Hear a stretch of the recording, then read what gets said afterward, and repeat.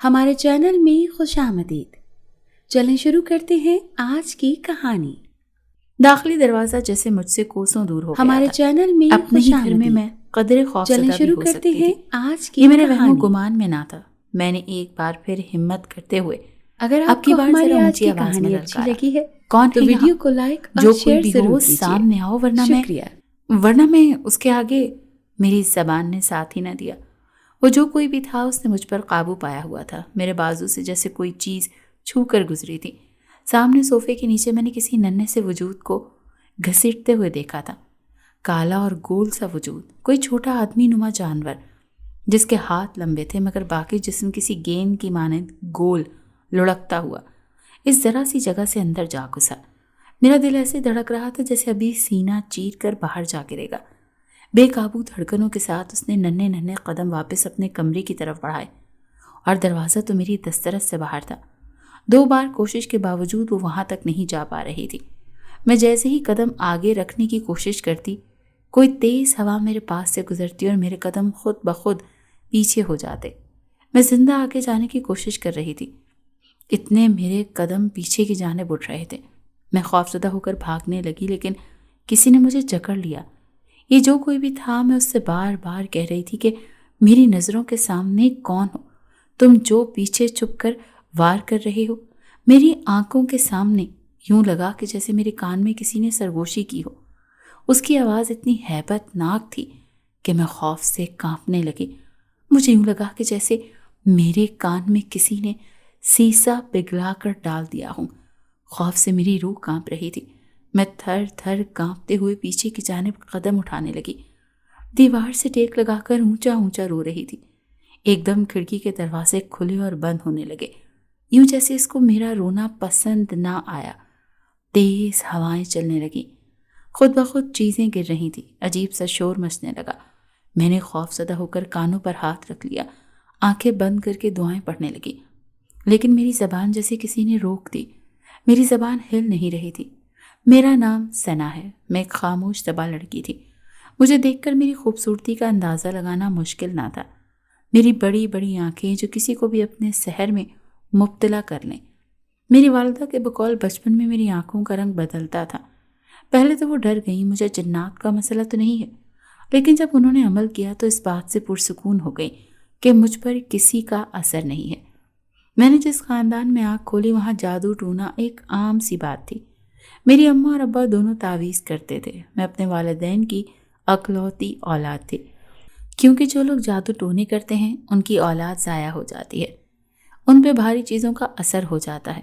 شاید اسی وجہ سے وہ اولاد کوکھ میں ہی دم توڑ دیتی ہے۔ میری باری میری اماں نے تعویذ کرنا چھوڑ دیے تھے۔ کچھ عرصہ انہوں نے وقفہ لیے رکھا اور میرے ابا نے کافی چلے کاٹے، اس وجہ سے میں بچ گئی۔ میرا نام بھی میرے ابا نے ہی رکھا تھا۔ دونوں بہت خوش تھے۔ میری پیدائش پر محلے میں مٹھائی بانٹی گئی تھی۔ سننے میں آیا تھا کہ ہمارا گھر کافی بھاری تھا۔ جب میں پیدا ہوئی تو ہمارے گھر سے رات جنات کے بچوں کے رونے کی آوازیں آتی تھیں۔ روز روز تک میری اماں تکلیف میں بھی مبتلا رہیں۔ انہیں باہر کی چیز روز آ کر تنگ کرتی تھی۔ کئی بار تو مجھ پر بھی حملے کیے۔ کبھی خون کے چھینٹے ہمارے گھر پر پڑے ہوتے تو کبھی میرے منہ پر چھوٹے چھوٹے ناخنوں کی خراشیں لگی ہوئی تھی۔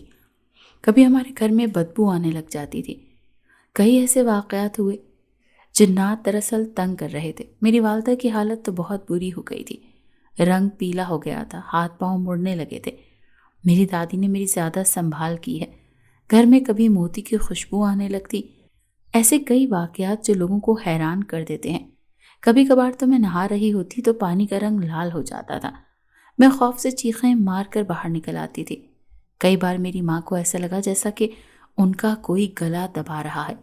پھر میری پیدائش کے کچھ عرصے بعد دوبارہ اماں چلے کاٹنے لگی اور تعویذ کرنے لگی، کیونکہ ان کے بغیر انہیں ہی باہر کی مخلوق بہت تنگ کرتی تھی۔ ان کے قبضے میں جو جن تھے وہ انہیں ہی تنگ کرنے میں لگے رہتے تھے۔ اماں جب چلہ کاٹنے لگی، اماں بروز رات کو کمرے میں بند ہو جاتے تھے، مجھے دادی کے ساتھ سلا دیا کرتے تھے۔ مجھے شروع ہی سے ان سب چیزوں میں خاصی دلچسپی تھی، لیکن میرے والدین مجھے ان سب چیزوں میں پڑھنے ہی نہیں دیتے تھے۔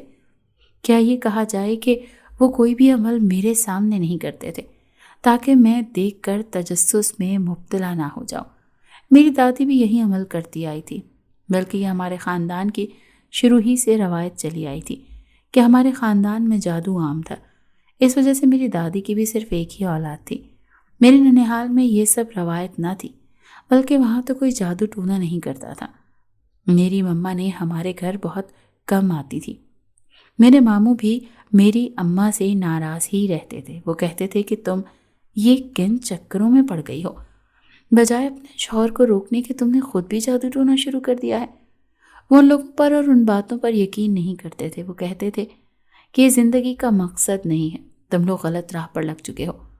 پہلے پہل تو انہوں نے اماں کو روکا، لیکن جب اماں باز نہ آئیں تو وہ ہمارے گھر ہی آنا بند کر چکے تھے۔ انہوں نے ممانی کو بھی سختی سے منع کر دیا۔ اب اماں کا کوئی رشتہ دار اماں کے ساتھ نہیں رہتا تھا، اور کئی ابا کے گھریلو رشتہ دار بھی اس وجہ سے نہیں آتے تھے۔ وہ سمجھتے تھے کہ ابا نے ان پر تعویذ کر رکھے ہیں، تب ہی ان کے گھر کے حالات خراب رہتے ہیں۔ میرے ابا نے یہ سب عمل ایک عالم سے سیکھا تھا۔ وہ لوگوں کی مشکلات کو ختم کرتے تھے۔ میرے اسکول میں سب کو معلوم تھا کہ میری اماں ابا کیا کام کرتے ہیں۔ کئی بچے ہیں تو مجھ سے دوستی تک نہیں کرتی تھی۔ ان کی مائیں مجھ سے دوستی نہیں کرنے دیتی تھی۔ میں یہ بات اماں کو نہیں بتاتی کیونکہ اماں اس طرح کی بات برداشت نہیں کرتی تھی۔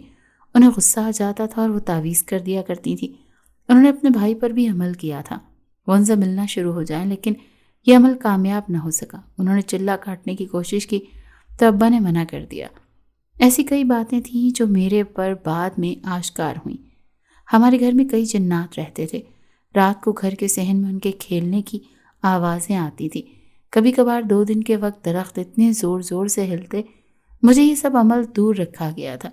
میں کئی بار پہلے پہل خوف زدہ ہو جایا کرتی تھی۔ یوں لگتا تھا جیسے کوئی میرے پیچھے چل رہا ہو، کوئی مجھے دیکھ رہا ہو۔ ہر وقت گھر میں یہ ڈر لگا رہتا تھا۔ مغرب کے بعد میری ماں مجھے صحن کے باہر نہیں نکلنے دیتی تھی۔ کہتی تھی کہ ہمارے گھر میں جنات ہیں، کہیں تم پر عاشق ہی نہ ہو جائیں۔ اسی لیے میں مغرب کے بعد کمرے میں بند رہتی تھی۔ چاہے کچھ بھی ہو جائے، میرے کمرے سے نکلنے کی اجازت مجھے نہیں تھی۔ کئی بار تو میری دادی باہر سے دروازہ لگا کر جاتی تھی، نہ ہی کبھی اماں ابا مجھے کہیں ساتھ لے کر جاتے تھے۔ رات ہوتے ہی وہ دروازہ بند کر کے عمل کرنا شروع کر دیا کرتے تھے۔ کئی بار تو گندی بدبو گھر میں پھیل جاتی تھی۔ جانوروں کی ہڈیاں وہ لے جا کر عمل کرتے تھے۔ میں پڑھنے میں خاصی اچھی تھی۔ میں جو چیز ایک بار یاد کر لیتی وہ مجھے یاد رہتی تھی۔ میں پڑھائی لکھائی میں ہمیشہ اول نمبر پر ہی آئی تھی۔ میں محلے کے بچوں کو بھی کبھی کبھار پڑھا دیا کرتی تھی، ورنہ محلے کی عورتیں اپنے بچے ہمارے گھر نہیں بھیجا کرتی تھیں۔ خاص کر وہ شام کے وقت تو بالکل بھی بھیجا نہیں کرتی تھی۔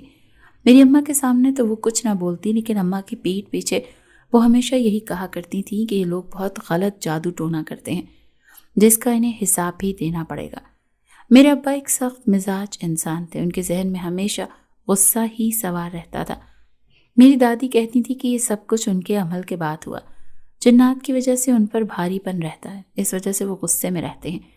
میرے دادا بھی یوں ہی عمل کرتے تھے اور پھر جنات کے ہاتھوں ہی ان کی موت ہو گئی۔ سننے میں آتا ہے کہ وہ عمل کر رہے تھے اور جس کی وجہ سے جنات پر قابو ہو گئے۔ رات قبرستان میں ہی کئی جنات نے ان کا گلا دبا کر انہیں مار دیا۔ جب سب ان کی ہڈیاں ملیں تو ان کے جسم پر کوئی گوشت نہیں تھا۔ میں نے 5 جماعتیں پاس کی تو اس محلے میں مزید اچھا اسکول نہ تھا، اسی لیے میرے والدین نے اپنے گھر سے کچھ دور ایک اسکول لیا۔ یہ گھر شہر میں تھا۔ لاہور آنے کے بعد جس گھر میں ہم رہتے تھے وہاں سے کچھ فاصلے پر ایک چھوٹا سا قبرستان تھا۔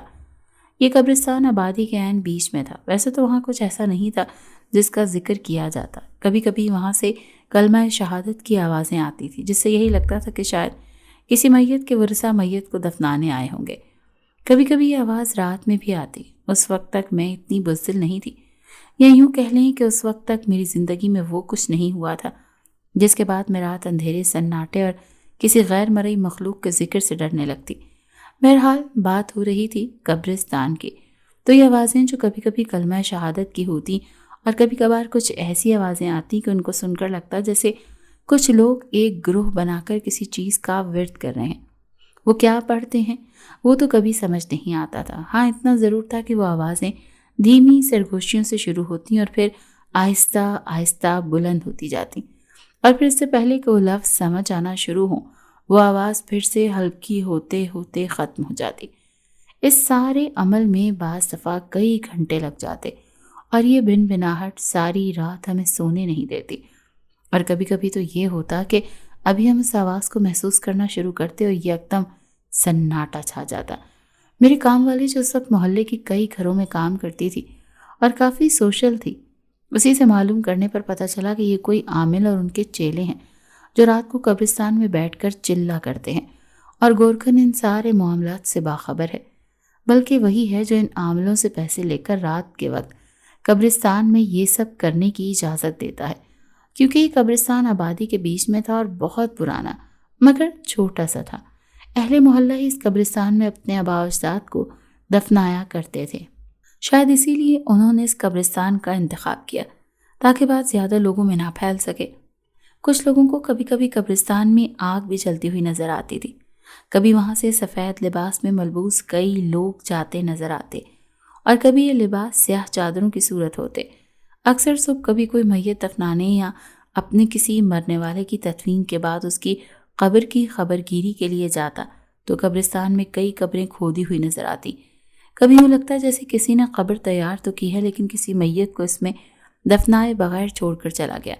کبھی کبھی کسی قبر سے خون آلود کپڑے برآمد ہوتے تو کبھی یوں لگتا کہ جیسے کسی جانور کو بڑی بری طرح بھنبوڑ کر اس کے اعضاء قبر میں بکھیر دیے گئے ہیں۔ اہل محلہ شدید خوف میں مبتلا ہو گئے۔ گورکھن سے ایک دو بار باز پرس کی گئی اور کوشش بھی کی تو اس نے انہیں عاملین کی دھمکی دے کر لوگوں کو خاموش کرا دیا۔ مجھے دھیرے دھیرے سمجھ آ گئی کہ آخر یہ کیا معاملہ ہے۔ میرے والدین روز رات قبر کے قریب جا کر عمل کرتے تھے۔ انہوں نے سب کو پیسے دے رکھے تھے، کبھی کبھار وہ کمرے میں بند ہو جایا کرتے تھے۔ یہ سارا معاملہ یہیں تک گیا تھا۔ یہ سب کے عمل کا اثر تھا کہ کسی کو کچھ نظر ہی نہیں آتا، اور کچھ نظر بھی آتا تو لوگ خاموش ہو جاتے تھے۔ ان کے خلاف کچھ کرنے کی سکت وہ جب سے لاہور کے اس علاقے میں آئے تھے انہوں نے اپنے عمل کو مزید بڑھا دیا تھا۔ پہلے وہ جانوروں کی ہڈیوں پر عمل کرتے تھے لیکن اب وہ انسانوں کی ہڈیوں پر بھی عمل کرنے لگے تھے۔ کئی بار میں نے انہیں ہڈیاں گھر لاتے دیکھا تھا۔ ان کے پاس سے عجیب بدبو سی آتی تھی۔ 40 دن تک میرے ماں باپ نہاتے نہیں تھے، کمرے میں بند رہ کر عمل کرنے لگ جاتے تھے۔ کئی بار تو ان کی بدبو سے مجھے الٹی آنے لگتی تھی۔ میری دادی جب تک زندہ تھی میں انہیں زیر سایہ رہی۔ وہ میری ہر چیز کا خیال رکھتی تھی۔ رات 7 کے بعد مجھے کمرے سے نکلنے نہ دیتی تھی۔ میں ان سے پوچھا کرتی تھی کہ آپ لوگ کوئی اور کام بھی تو کر سکتے تھے، ضروری تھا کہ آپ نے ابا کو ان عمل اور جادو میں لگانا تھا؟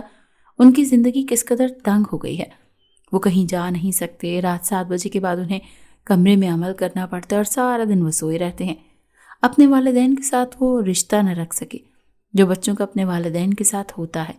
میرے والدین 40 دن تک کالا سوٹ پہن کر ہڈیوں پر عمل کرتے تھے، کبھی کبھی تو دن کو بھی عمل میں لگے رہتے تھے۔ ان کی آنکھیں رات جاگنے سے سرخ ہو جاتی تھی اور کئی بار تو ان میں جلال سا آ جاتا تھا، غصہ آ جاتا تھا۔ گھر میں کئی بار جنات کی وجہ سے چیزیں ٹوٹ جاتی تھیں۔ رات کو مجھے کمرے سے باہر نکلنے کی اجازت نہیں تھی۔ چاند کی روشنی میں نے کبھی دیکھی تک نہیں تھی۔ کمرے میں بند کر دیا جاتا تھا۔ کئی چیزوں سے میں محروم رہ چکی تھی۔ میں ان سب سے تنگ آ گئی تھی۔ اسکول میں آنے کے بعد بھی پہلے پہل تو کچھ لڑکیوں نے مجھ سے دوستی کی، لیکن جب محلے کے لوگوں سے معلوم ہونا شروع ہوا کہ میرے والدین کالا جادو کرتے ہیں تو انہوں نے مجھ سے دوستی توڑ دی۔ ہمارے گھر میں پیسے کی کوئی کمی نہیں تھی، لیکن پھر بھی کوئی سکون میسر نہیں تھا۔ میں جو چاہتی تھی وہ مجھے مل جاتا تھا۔ ہر لڑکی کی خواہش ہوتی تھی اور وہ حقیقت بن کر میرے سامنے آ جاتی تھی۔ میرے والدین نے پیسوں کے معاملے میں کبھی کنجوسی نہیں کی، لیکن ان کے قریب جاتے مجھے عجیب سا خوف لگتا تھا، خاص طور پر رات کے وقت جب ان کی آوازیں گونج رہی ہوتی تھیں۔ کبھی کبھار قبرستان میں مجھے کسی کے چلنے کی آواز محسوس ہوتی تھی۔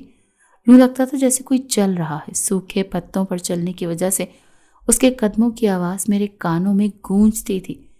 غذا کے موسم میں تو کئی بار رات کو میں نے خشک پتوں پر کسی کو چلتے ہوئے دیکھا۔ کیا معلوم میرے باپ اور ماں کی طرح کوئی چلا کاٹ رہا ہو۔ لوگ دور دور سے اپنے مسائل آ کے بتاتے، جو ایک بار آتا اس کا مسئلہ حل ہو جاتا تھا۔ منہ مانگی قیمت کے بعد میرے والدین ان کے مسائل حل کر دیا کرتے تھے۔ کسی کے کالے جادو کی بندش ہوتی تو کسی کو کسی پر کالا جادو کروانا ہوتا۔ عاشق اپنی محبوبہ کو قابو میں کرنے کے لیے کالا جادو کرواتے تھے۔ تو کوئی اپنے لباس پر کالا جادو کروا رہا ہوتا تھا، تو کوئی نوکری بچانے کے لیے کوئی جگاڑ لگا رہا ہوتا تھا۔ ایسے لوگ اپنے صحیح اور غلط مسائل لے کر آ جاتے تھے۔ میرے والدین ان مسائل کو سننے کے بعد قیمت لگاتے اور پھر مسئلہ حل کرتے تھے۔ ہمارا ایک کمرہ ان کے آنے جانے کے لیے ہی رکھا گیا تھا۔ مجھے کبھی بھی ان کی موجودگی میں اندر جانے کی اجازت نہیں تھی۔ وہ مجھے کہتے تھے کہ تم اپنی پڑھائی لکھائی پر توجہ دو، تم ان چیزوں میں مت پڑو۔ وہ جو بھی کام کرتے تھے مکمل پکا کرتے تھے اور انہیں لاکھوں میں پیسہ دیا جاتا تھا۔ اسی لیے میری زندگی میں پیسوں کی کبھی کوئی کمی نہ رہی تھی۔ ہر چیز میسر ہوتی تھی۔ میری دادی بیمار رہنے لگی تھی۔ کئی بار میں نے رات کو خود سے کمرہ کھلتے اور بند ہوتے دیکھا تھا۔ وہاں کوئی نہ ہوتا، خود بخود دروازہ کھلتا اور پھر بند ہو جایا کرتا تھا۔ میں کئی بار دادی سے کہتی کہ میں باہر جا کر دیکھوں، تو مجھے سختی سے منع کر دیا کرتی تھی۔ یہ تجسس مزید بڑھنے لگا تھا۔ کیا ایسا کیا جائے کہ رات کے پہر کی مجھے نکلنے نہیں دیا جاتا۔ ایک روز میری دادی کی طبیعت زیادہ خراب ہو گئی اور انہیں اسپتال لے جایا گیا، لیکن وہ اسپتال سے ٹھیک ہو کر واپس نہ آئی، بلکہ وہیں سے ہی ان پر موت ہو گئی۔ ان کی موت کا دن میرے لیے بہت اداس تھا۔ وہ مجھے چھوڑ کر جا چکی تھی۔ جس کپڑے میں رات میں نے ان کے ساتھ کاٹی تھی، اب وہاں کی تنہائی مجھے وحشت میں مبتلا کر دیا کرتی تھی۔ کئی بار میں نے سوچا کہ میں باہر جا کر چاند کو دیکھوں، مجھ سے باتیں کروں، صحن میں چاندنی میں رقص کروں، لیکن ہر بار دادی کی نصیحت ہی مجھے روک دیتی تھی۔ اپنے قدم میں واپس کمرے میں موڑ لیتی تھی۔ ایک بار میرے دل نے زوروں سے بغاوت کی۔ ایک دم مہیب سا سناٹا چھا جاتا، کچھ بڑے درختوں کی جھولتی ہوئی شاخوں کے حجم اور پھیلاؤ سے اندھیرا سا چھایا رہتا۔ عشاء کا وقت قریب تھا، سردیوں کی آمد تھی۔ سر شام ہی ہر طرف ہو کا عالم طاری تھا۔ یہ اندھیری رات تھی، فضا میں خنکی سی تھی۔ میرا حلق پہلے سے خشک تھا جو مزید سوکھ گیا۔ میرے الفاظ جیسے چھین لیے گئے، میری زبان پر گویا تالے پڑ گئے۔ اسے کسی نے میرا ہاتھ سہلایا ہو، میرے ہاتھ کی پشت پر جیسے کسی نے گرم انگارہ رکھ دیا۔ میں نے سانس لینا چاہا کہ محسوس کر سکوں کہ میں زندہ ہوں یا مر چکی ہوں، جیسے کوئی مجھے باہر بلا رہا ہو۔ میں نے اپنے دل کی مانی اور اس وقت میں بھول گئی تھی کہ مجھے دادی نے کتنی سختی سے منع کیا تھا۔ میں کئی بار اپنے دل کو سمجھا چکی تھی، لیکن اس روز شاید میرے دل کی آواز مجھے سنائی دینا بند ہو گئی تھی۔ میں تو ایک پاؤں باہر نکلے صحن میں کوئی نہ تھا۔ میرے والدین چلہ کاٹ رہے تھے۔ اس صحن میں بیٹھی سورج کو دکھنے لگی، مجھے وقت کا پتہ ہی نہ چلا۔ صبح کی کرن نکلنے سے پہلے میں پھر کمرے میں بند ہو گئی۔ کسی کو معلوم نہ ہو سکا کہ میں رات وہاں گزار کر آئی۔ کمرے میں آتے ہی بھاری پن محسوس ہونے لگا۔ آج طبیعت بہت بوجھل تھی، کچھ بھی اچھا نہیں لگ رہا تھا۔ نہ مسکرانے کو جی چاہتا تھا، نہ کسی سے بات چیت کرنے کو۔ دادی کے انتقال کے بعد میں باہر صحن میں نکل گئی۔ رات گئے صحن میں بیٹھی رہی، چاند کو تکتی رہی۔ ایک خوف مجھے چاروں طرف سے اپنی لپیٹ میں لینے کی بار بار کوشش کر رہا تھا۔ میں ہمت ہارتی جا رہی تھی اور یوں محسوس ہو رہا تھا جیسے میرا وجود دھیرے دھیرے منتشر ہو رہا ہے۔ آنکھیں بے نور سی ہو رہی ہیں اور چہرے کی سرخ رنگت زردی مائل ہو رہی ہے۔ کھڑکیاں، دروازے سب بند ہیں۔ کمرے میں جیسے دھواں سا اٹھا اور کمرے میں ہی بکھر گیا ہو۔ میں دیکھ رہی ہوں کہ اس دھوئیں کی طرح بھی میرا وجود بھی بکھر رہا ہے۔ وہ مجھے پکڑ لے گا، مجھے دبوچ لے گا، میرا گلا دبا دے گا، سانسوں سے میرے وجود کو خالی کر دے گا۔ وہ سفید لباس میں ملبوس ہے۔ اس کو دیکھ کر مجھے خوف محسوس ہوا۔ آنکھوں میں عجیب سی کشش ہے۔ میں اس کی آنکھوں کا سامنا کرنے سے گھبرا رہی تھی۔ وہ مجھ پر عاشق ہو گیا تھا اور اس کی آواز میرے وجود کو گرما دیتی تھی، جیسے کوئی میرے وجود پر حق جما رہا ہو۔ اس کا تصور آتے ہی میں چیخی، اندھیرے کمرے میں چیخ سی گونجی۔ اپنی چیخ بہت بھیانک لگی کیونکہ کئی بار میری ہی آواز مجھے خوفزدہ کر دیتی تھی۔ میں بے بسی کے عالم میں پڑی بستر پر تڑپنے لگی۔ خوف اور ڈر سے میرا وجود پسینے میں بھیگنے لگا۔ میں کالج بھی نہ جاتی تھی، پڑھائی کا کافی حرج ہو گیا تھا، میری صحت بہت خراب رہتی تھی، آنکھوں کے گرد حلقے بنتے جا رہے تھے، ہر وقت کمزوری سی چھائی رہتی تھی اور یوں لگتا تھا جیسے ابھی کوئی سانس کھینچ لے گا اور میری موت واقع ہو جائے گی۔ خوفزدہ سی گاہوں سے کمرے کو دیکھنے لگی۔ نہ بھوک کی فکر تھی، نہ اپنے آپ کا ہوش تھا۔ بہت جلد میرے والدین کو یہ پتہ چل گیا تھا کہ میں یہ زیادہ دیر چھپا نہیں سکی۔ میری ماں مجھے کافی عرصے سے کمرے سے نکلتا نہ دیکھ کر کمرے میں آ گئی۔ میں خوفزدہ سی کمرے کی دیواروں کو دیکھ رہی تھی۔ میری ماں سمجھ گئی، کہنے لگی ضرور تم رات کو چاند کے قریب گئی ہوگی، اسی لیے میں نے بتایا تھا کہ تمہیں اتنا روکا تھا، تم باز نہ آئی۔ ہمارے گھر میں جن چڑیل کا سایہ اور تم इस अमल से नावाकिफ हो, इसीलिए वो तुम पर हमला आवर हो गए और तुम्हें खौफजदा कर रहे हैं। जिन तुम्हारा आशिक हो गया है। मैं ज़ोर ज़ोर से रोने लगी। मुझे तकलीफ़ हो रही थी और मेरी माँ परेशान हो गई। मेरे अब्बा को भी कमरे में बुला लिया और दोनों अमल करने के लिए जिस तरह वो अमल कर रहे थे उसी तरह मुझे ज़्यादा तकलीफ़ हो रही थी। अम्मा कहने लगी कि वो आशिक जिन बहुत चालाक है, तुम पर हावी होने की कोशिश कर रहा है। उन्होंने मेरे हाथों के गिर्द हाला धागा बांध दिया और अमल शुरू कर दिया। मेरी चीखें बहुत खौफनाक थी। मेरे मुंह से अजीब व गरीब किस्म की आवाज़ें निकल रही थी। मेरा मुंह जैसे किसी ने बंद कर रखा हो। मेरे हाथ पाँव हिलने से इनकारी हो गए थे। मेरे जिस्म में जैसे आग लग गई हो। मेरे अब्बा ने अमल जारी रखा। मेरी अम्मा ने लाल दुपट्टा मेरे ऊपर डाल दिया और कहने लगी कि अब तुझे कुछ नहीं होगा। मेरी आंखों में ठंडक सी पड़ने लगी। मैं आंखें बंद करके लेट गई और धीरे धीरे मेरी आंखें बंद होने लगी। मुझे नहीं मालूम कि कब ये अमल हुआ। मैं गहरी नींद सो चुकी थी। अगले दिन रात को मेरी आंख खुली। मैं डर के मारे कमरे से निकलना चाहती थी। सुबह मेरी अम्मा ने देखा तो मुझे गले लगा लिया। कहने लगी आइंदा वालिदैन की बात से इनकार मत करना, वरना इसी तरह नुकसान उठाओगी। हमारे घर में जन्नात का डेरा है और तुम जानती हो कि यहाँ कितने जन्नात रहते हैं। मैं उस दिन के बाद बाहर ना निकलती थी, लेकिन मेरी ज़िंदगी अक्सर बदल चुकी थी। अब मुझे जन्नात से डर नहीं लगता था। कई बार मैंने महसूस किया कि हमारे घर के दरवाजे खुद ब खुद बंद हो जाते हैं या कोई चीज़ खुद ब खुद गायब हो जाती है। मेरी वालदा जब जादू करना छोड़ती तो उनकी तबीयत ख़राब हो जाती थी। अब जादू ना करना उनकी जान भी ले सकता था। उन्होंने ज़िंदगी में ये फ़ैसला अच्छा नहीं किया था। मुझे जादू करना और करवाना पसंद नहीं था। मैं चाहती थी कि वो भी बाकी लोगों की तरह कोई और काम करते। हमारे घर में पुरसुकून माहौल होता। ये जन्नात जो नज़र आते हैं, इन जैसी मखलूक का कोई अमल दखल मेरी ज़िंदगी में ना होता। इनको कैद करना अच्छी बात नहीं है और इनसे गलत काम लेना भी अच्छा नहीं है। ये जो कब्रिस्तान में अमल किया जाता है, ये कौन सा अच्छा होता है। मैं बड़ी होने लगी। अब मेरी शादी की उम्र थी। मेरे साथ की सब लड़कियों की शादी हो गई थी। कॉलेज के बाद मैंने आगे की पढ़ाई से मना कर दिया था। अब मेरा पढ़ाई में ज़्यादा दिल नहीं लगता था। मेरा दिल करता था मैं भी जादू सीखूं और जादू करना शुरू कर दूं। ये मुझे बात पसंद न थी, लेकिन फिर भी एक तजस्सुस होता था कि घर में जादू के अलावा कोई बात ही नहीं होती थी। वालिदैन आपस में यही बातें करते रहते थे। कोई आम जिंदगी ना थी हमारे घर में। अक्सर फूलों के पौधे लगाए जाते थे। सुनने में आया था कि जन्नात को बेहद पसंद होते हैं और इनकी खुशबू से जन्नात आते हैं। इस वजह से मेरे घर में रात को फूलों की खुशबू महक जाती थी।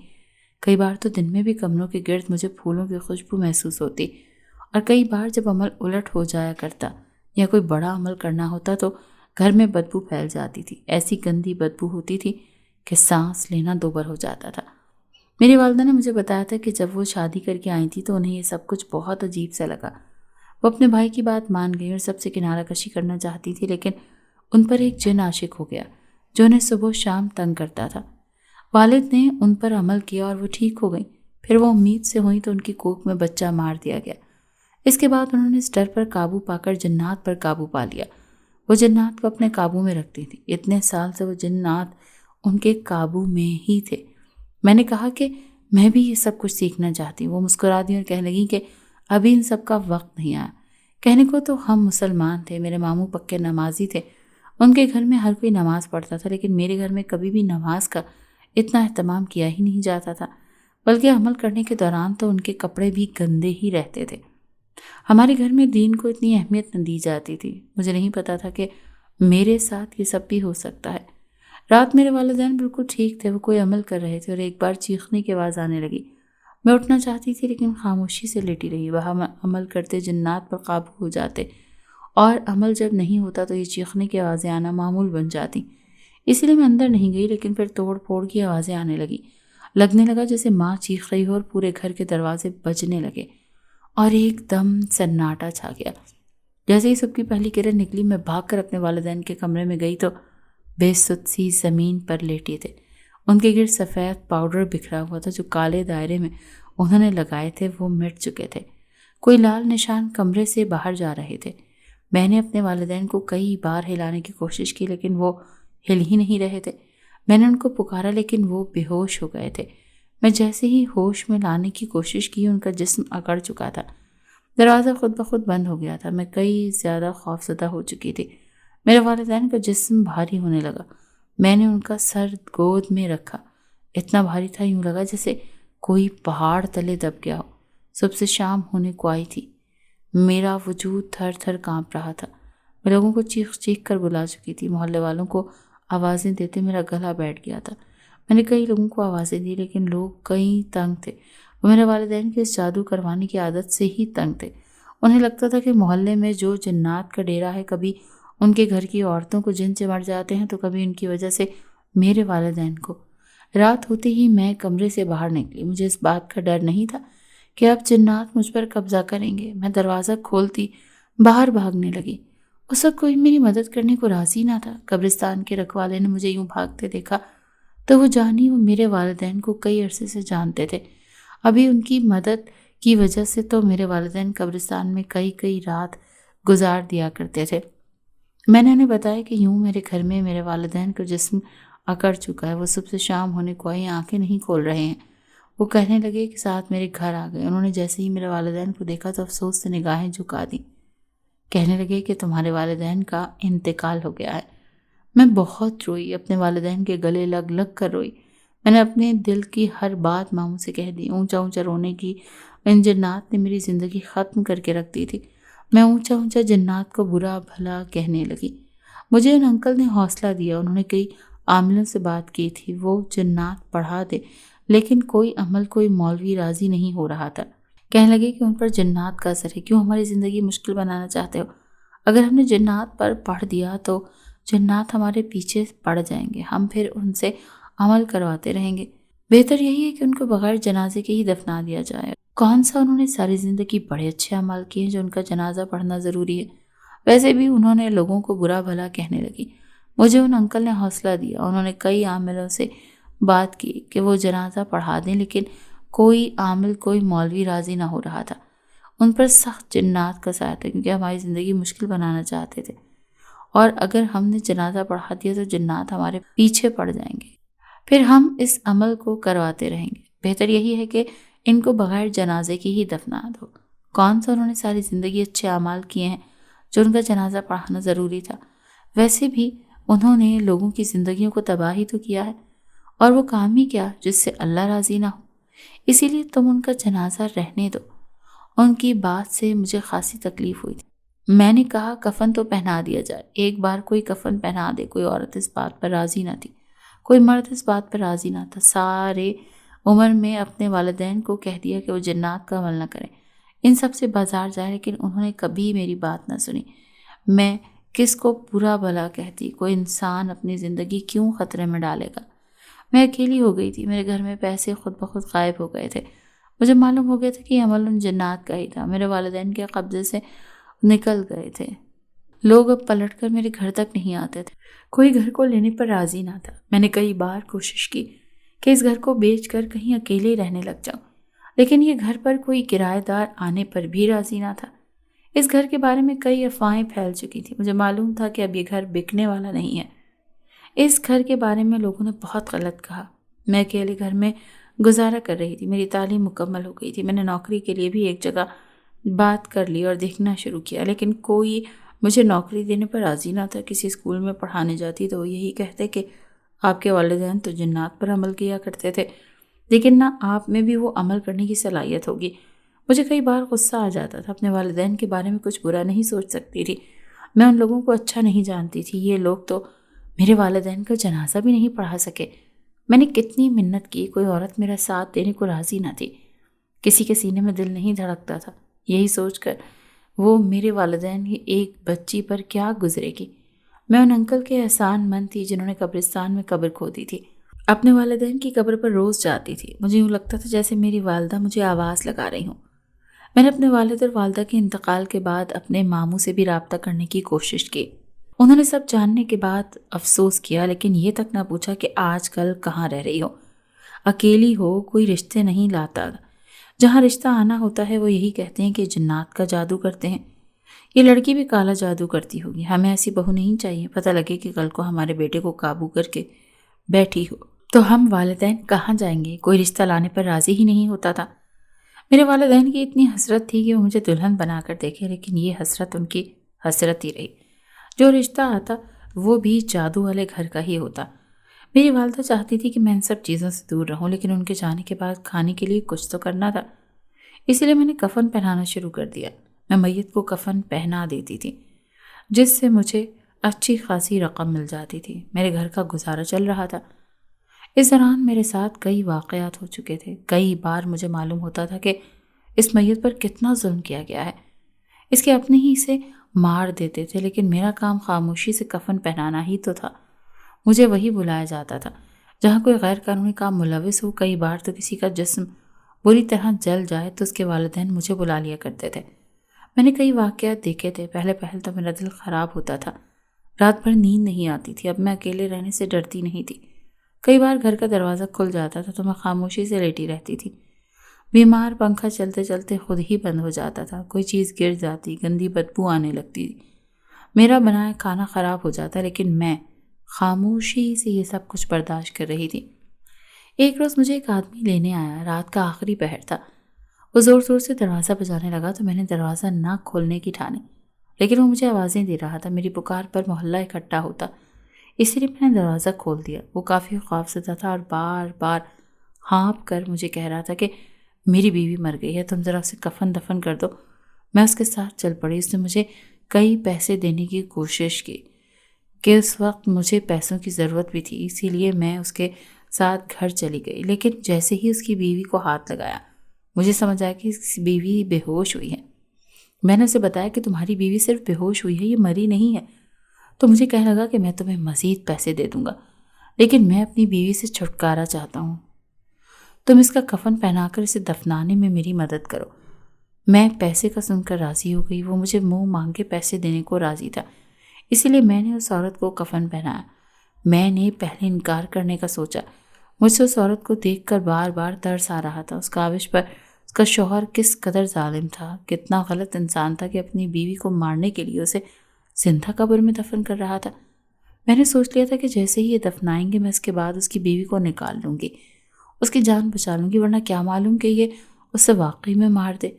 اسی لیے میں نے کفن پہنانا شروع کر دیا۔ وہ کہنے لگے کہ میں یوں ہی روزی کا ڈرامہ کروں گا اور اسے دفنا دو، تم اپنا منہ مت کھولنا۔ میں نے اسے کہا کہ مجھے کیا منہ کھولنے کی پڑی ہے، تم مجھے پیسے دے رہے ہو، کون سا میری سگی رشتہ داری ہے۔ وہ بھی سر ہلا گیا۔ اس کے بعد میں گھر آ گئی، لیکن میرا سارا دھیان اسی پر تھا۔ میں یہ دعائیں مانگ رہی تھی کہ وہ زندہ ہو، میں اسے زندہ نکال سکوں، میرا ضمیر مطمئن ہو سکے، زندگی میں ایک کام تو اچھا کر سکوں۔ جیسے ہی رات ہوئی مجھے پتہ چلا کہ ابھی اس کا شوہر اسے دفنا کر آ گیا ہے۔ میں فوراً سے قبرستان پہنچی۔ اس وقت وہ قبرستان کا رکھوالا بھی تھا۔ مجھے دیکھ کر کافی حیران ہوا۔ میں نے اسے سچ سچ بتا دیا کہ اس نے اپنی بیوی کو زندہ دفنا دیا ہے۔ وہ افسوس کرنے لگا۔ ہم دونوں قبر سے مٹی ہٹانے لگے۔ اس وقت قبرستان میں کوئی نہ تھا اور نہ ہی رات کے اس پہر کوئی یہاں آتا جاتا تھا۔ اس لیے میں جلدی سے مٹی ہٹانے لگی کہ اس کی بیوی زندہ ہو، یہ نہ ہو کہ دم گھٹنے سے ہی مر جائے۔ جیسے ہی میں غور کرنے لگی، مٹی ہٹائی، میری چیخ نکل گئی۔ وہاں ایک بڑا سا سانپ بیٹھا تھا۔ میں نے سانپ کو پیچھے پیچھے کرتے ہوئے وہ مجھے ڈسنے کو آ گیا۔ میں جلدی سے اسے پکڑنے لگی۔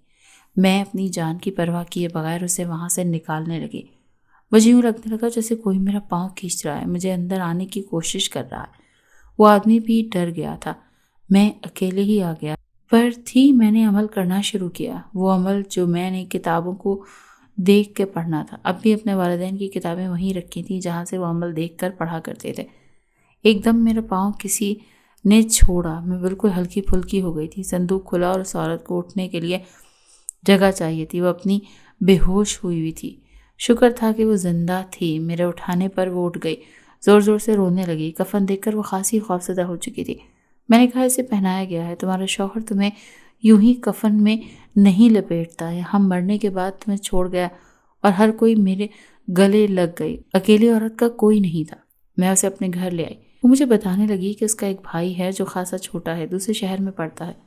وہ عورت مجھ سے بڑی تھی، میں اسے باجی کہہ کر بلاتی تھی۔ وہ میری خاصی دوست بن چکی تھی۔ وہ میرے ساتھ میرے کمرے میں ہی رہ رہی تھی۔ مجھے کہنے لگی کہ تم یہ کام چھوڑ کیوں نہیں دیتی ہو؟ میں نے اسے ساری حقیقت بتائی تو افسوس کرنے لگی، کہنے لگی یوں عمل اور جنات کے چکر میں پڑھنا ایک بے وقوفی ہے۔ یہ بات اللہ کو بھی پسند نہیں ہے۔ میں اس کی کہانی اتنے سننے لگی، اسی لیے اس کی محبت کی شادی تھی۔ اس کے والدین کے مرنے کے بعد یہ گھر اس کے نام تھا۔ اس کو لالچی شخص مل گیا تھا جو اس سے جھوٹے وعدے کر کے اس سے شادی کر چکا تھا اور یہ گھر بھی اپنے نام کروا چکا تھا۔ جیسے یہ گھر اس کے نام ہوا تو بات بات پر تانے اور باتیں سناتا۔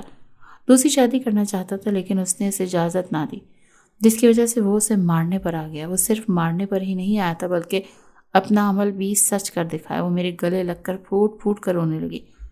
اس کا ایک بھائی مزدوری کے سلسلے میں دوسرے شہر میں رہتا تھا اور ساتھ اپنی پڑھائی بھی مکمل کر رہا تھا۔ میں نے اسے کہا کہ تم اس سب کچھ سچ بتا دو۔ اپنے بھائی کو بتا چکی تھی، انہوں نے پولیس میں رپورٹ کروانے کا ارادہ بھی کر لیا تھا۔ اس کا شوہر اسے زندہ دیکھ کر کافی بھڑکا تھا، مجھے برا بھلا کہنے لگا تھا۔ لوگوں کو کہنے لگا کہ اس نے کوئی عمل کیا ہے، میری بیوی زندہ نہیں، اس کی بدروح گھوم رہی ہے۔ لوگ میرے خلاف ہو گئے تھے، کہنے لگے کہ کیوں تم قدرت کے کاموں میں ٹانگ اڑا لیتے ہو، عورت مر چکی ہے، اس کو قبر میں دفن کر دو۔ وہ خلاف ہو گئے تھے، وہ اسے قبر میں دفن کرنا چاہتے تھے۔ تبھی لڑکی کا بھائی آ گیا، اس نے سب حقیقت سچ سچ بتا دی، لیکن آدھے لوگ پھر بھی اس کے شوہر پر ہی یقین کر رہے تھے۔ ان کے مطابق تو وہ اپنی بیوی سے بہت محبت کرتا تھا۔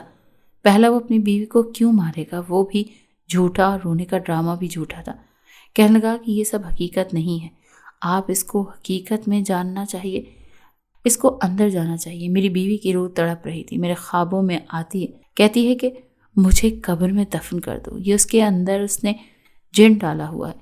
یہ جنات بول رہے تھے، اصل میں میری بیوی کو پتلے اور اس سے کوئی جن ڈال دیا گیا تھا۔ لوگ میری باتوں پر یقین کر رہے تھے۔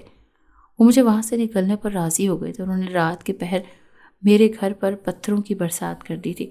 مجبوراً مجھے اس عورت کے ساتھ گھر سے باہر نکلنا پڑا۔ اس قبرستان میں گئی، وہاں اس عورت کی قبر پر مٹی ڈال دی اور اس عورت کے ساتھ دوسرے شہر چلی گئی تھی۔ مجھے یہ سب اتنا عجیب لگ رہا تھا، اپنے گھر سے دور کسی کے گھر میں رہنا مجھے بوجھ لگ رہا تھا۔ عورت مجھے اپنے ساتھ میں گھر لے گئی تھی۔ یہ گھر اس کا نہیں تھا، اس کے بھائی کا گھر تھا۔ اس عورت میں جا کر کافی انجان تھی۔ اس عورت کے گھر میں مہمان بن کر رہنا مجھے کافی برا لگ رہا تھا۔ میں اپنے گھر واپس آنا چاہتی تھی، لیکن وہاں میری جان کو خطرہ تھا۔ ان کے گھر مجھے بہت عجیب لگتا تھا۔ ان کا ایک بھائی بھی تھا جو میرا ہی ہم عمر تھا، اور وہ مجھے دیکھ کر کہنے لگا کہ آپ نے دنیا میں نئے دکھ دیکھ لیے ہیں، آپ اس کو اپنا ہی گھر سمجھیں۔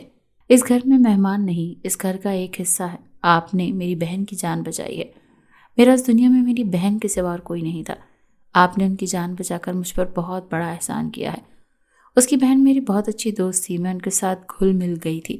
زندگی میں پہلی بار مجھے ایسا رشتہ ملا تھا جس سے میں اپنی ہر بات کہہ سکتی تھی۔ انہوں نے مجھے نماز پڑھنا سکھائی تھی، بلکہ وہ دین کی تعلیم دیتی رہتی تھی۔ وہ دین کے معاملے میں بہت اچھی تھی۔ وہ بتاتی تھی کہ وہ مدرسے کی تعلیم حاصل کر چکی ہے۔ میں نے بھی وہاں جا کر مدرسے میں داخلہ لے لیا۔ شام کو میرے کپڑے سلائی کرتی، ان سے سیکھتی تھی، گھر کے کام میں ہاتھ بٹاتی تھی، ان پر بوجھ نہیں بننا چاہتی تھی۔ مجھے معلوم تھا کہ مدرسے کی فیس بھی وہی بھر رہی ہے، اسی لیے میں نے جگہ جگہ کام کی تلاش شروع کر دی تھی، جس پر وہ خاصی خفا بھی ہوئی۔ انہوں نے کہا کہ اب تم میرے گھر کا حصہ ہو، تم میری جان بچائی۔ میں کافی بار قرآن پڑھتے اپنے والدین کی دعائیں کرتی تھی۔ میں اللہ سے معافیہ مانگتی تھی کہ میرے والدین کے کیے کی سزا نہ ہی ملے۔ ساری عمر ایک غفلت کی نیند سو کر اپنے ظالم کرتے رہے، اپنے جانوروں پر ظلم کرتے رہے۔ انہوں نے خود کے ساتھ بہت ناانصافی کی، وہ گناہ کی طرف مائل رہے۔ انہوں نے غفلت اور بے سکونی کی زندگی گزاری۔ وہ عورت اپنے بھائی کا رشتہ تھا مانگنے لگی، کہنے لگی تم میرے بھائی سے شادی کرو گی؟ میں کافی حیران تھی۔ کہا میرا تو کوئی قصور نہیں، کوئی مجھ سے شادی کرنے پر راضی نہیں، کروانا ہی نہیں چاہتا، آپ کو تو سب معلوم ہے۔ وہ کہنے لگی کہ انسان کی غلطیاں ہیں، تم نے تو کوئی غلطی نہیں کی، پتھر تم ان سزا کیوں بھگت رہی ہو؟ میں نے حامی بھر لی۔ میں اس گھر میں ویسے بھی بغیر رشتے کے نہیں رہنا چاہتی تھی، اسی لیے میں نے حامی بھر دی۔ ہفتے کے اندر میرا نکاح ہو گیا۔ وہ پہلے بھی اچھے انسان تھے۔ شادی کے بعد ہمارے درمیان بہت محبت پیدا ہوئی، ہم دونوں ایک دوسرے کے دکھ سکھ کے ساتھی ہی تھے۔ میرے شوہر میری عزت کرتے تھے، مجھے حق حلال کی کمائی دیتے تھے، اور شادی کے بعد ہی ان کو ایک اچھی نوکری بھی مل گئی تھی۔ ہم نے ایک بڑا سا گھر لے لیا تھا۔ میں واپس کبھی اپنے والدین کے گھر پر نہیں ہوئی۔ میں خوفزدہ رہتی تھی، میں ان خوشیوں کو گنوانا نہیں چاہتی تھی۔ مجھے معلوم تھا کہ وہاں جنات رہتے ہیں، اور میں نہیں چاہتی تھی کہ وہ دوبارہ میری زندگی میں عمل دخل کریں۔ میں نے وہ گھر بیچنے کا سوچا۔ اس میں میری مدد اس قبرستان کی رکھوالی والے نے بہت کی۔ میں وہ گھر بیچ کر پیسوں سے اپنے والدین کے لیے کچھ کرنا چاہتی تھی۔ میں نے ان کے نام ایک فلاحی ادارہ کھول دیا تھا جہاں غریب بچوں کو کھانا دیا جاتا تھا۔ کئی بار ہم غفلت میں گناہ کر جاتے ہیں اور وہ گناہ پھر ہماری زندگی کا ایک بہت بڑا ناسور بن جاتا ہے۔ اسی لیے زندگی کی خوشی کے لیے آخرت نہیں خراب کرنی چاہیے۔